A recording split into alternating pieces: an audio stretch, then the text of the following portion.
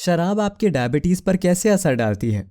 सभी प्रकार के अल्कोहलिक ड्रिंक्स हाइपोग्लाइसीमिया के खतरे को बढ़ा सकते हैं। आपका लिवर शराब को तोड़ने में व्यस्त है और ग्लूकोज रिलीज नहीं कर पाता, जिससे ये अधिक संभावना है कि शराब पीने के बाद आपको हाइपो होगा। आप जितनी ज्यादा शराब लेंगे, प्रभाव उतने ही लंबे समय तक बना रहेगा। कुछ अल्कोहलिक ड्रिंक में ज्यादा कार्बोहाइड्रेट होता है, जो आपके ब्लड ग्लूकोज के स्तर में बढ़त का कारण बन सकता है। इसलिए हमें अपनी इंसुलिन की खुराक और शराब पीते समय हाई ग्लूकोज लेवल के प्रबंधन को लेकर सतर्क रहने की जरूरत है।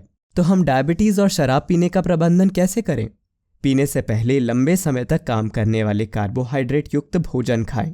कभी भी खाली पेट ना पिएं। हाइड्रेटेड रहने के लिए अपने अल्कोहलिक ड्रिंक को बिना अल्कोहल की ड्रिंक या पानी से बदलें। शराब पीने के बाद कुछ नाश्ता करें। सोने से पहले खूब पानी पिएं। टोस्ट जैसा धीमी गति से निकलने वाला कार्बोहाइड्रेट सही रहेगा। रात के दौरान हाइपो होने की स्थिति के लिए अपने बिस्तर के पास हाइपो उपचार रखें। हाइपो का खतरा अगली सुबह तक जारी रह सकता है, इसलिए अपने ब्लड ग्लूकोज की बारीकी से निगरानी करें।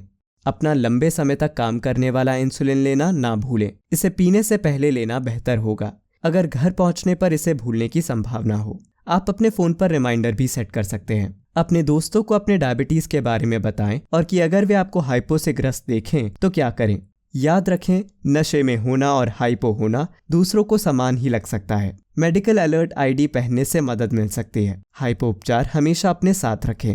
किसी करीबी को अगली सुबह आपसे मिलने के लिए कहें।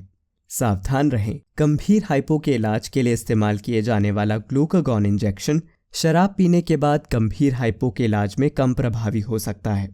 अलग अलग अल्कोहलिक ड्रिंक्स आपके ब्लड ग्लूकोज को अलग अलग तरीकों से प्रभावित कर सकते हैं। बियर, लागर और साइडर में कार्बोहाइड्रेट होता है, इसलिए वे शुरू में आपके ब्लड ग्लूकोज लेवल को बढ़ा सकते हैं, लेकिन कई घंटों बाद हाइपो का कारण बन सकते हैं। एल्कोपॉप में बहुत चीनी होती है, इसलिए वे सबसे पहले आपके ग्लूकोज के स्तर को बढ़ा देंगे। वाइन और प्रोसेको में कम कार्बोहाइड्रेट होता है और डाइट मिक्सर वाली स्पिरिट में सबसे कम। चूंकि इनमें से कुछ ड्रिंक में बहुत ज्यादा कार्बोहाइड्रेट होता है, आपका सवाल होगा कि आपको तेजी से काम करने वाला इंसुलिन देना चाहिए। ये नियमित रूप से सलाह नहीं दी जाती कि आप अल्कोहलिक ड्रिंक में पाए जाने वाले कार्बोहाइड्रेट के लिए इंसुलिन दें, लेकिन ये इस पर निर्भर करता है आप क्या खा रहे हैं, क्या आप सक्रिय हैं और आपके ब्लड ग्लूकोज का स्तर क्या है। इस पर व्यक्तिगत सलाह के लिए अपने हेल्थ केयर प्रोफेशनल से पूछें। याद रखें, समझदारी से शराब पीना हर किसी के लिए जरूरी है, चाहे आपको डायबिटीज हो या नहीं। हर हफ्ते 14 यूनिट्स से ज्यादा नहीं पीने की सलाह दी जाती है। यहाँ यूनिट्स और ड्रिंक्स पर एक क्विक गाइड है। वाइन का एक छोटा 175 मिलीलीटर ग्लास लगभग 2.3 यूनिट है। 125 ml स्पार्कलिंग वाइन का एक गिलास आमतौर पर 1.5 यूनिट होता है।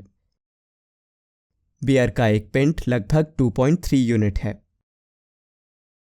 साइडर आमतौर पर लगभग 2.6 यूनिट का होता है। एक स्पिरिट 25 मिलीलीटर 1 यूनिट है। कृपया याद रखें कि ड्रिंक्स में अल्कोहल का प्रतिशत अलग अलग हो सकता है।